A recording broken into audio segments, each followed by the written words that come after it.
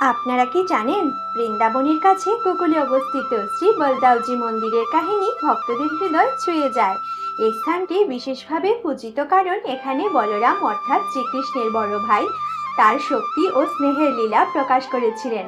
ছোটবেলায় যখন শ্রীকৃষ্ণ গোকুলে বেড়ে উঠেছিলেন তখন বলরামজি সব সময় তার পাশে থাকতেন, একজন রক্ষক, একজন বন্ধু আর একজন আদর্শ বড় ভাই হিসাবে।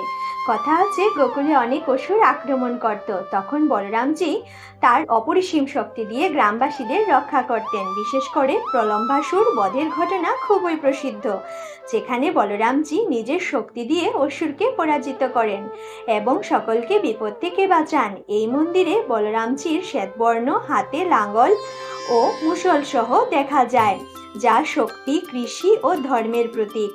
ভক্তরা বিশ্বাস করেন এখানে প্রার্থনা করলে জীবনের সব বাধা দূর হয় এবং মনে শান্তি আসে। আজও এই মন্দিরে গেলে মনে হয় যেন সেই প্রাচীন লীলা আজও জীবন্ত, আর বলরামজি আজও তার ভক্তদের রক্ষা করছেন। রাধে রাধে।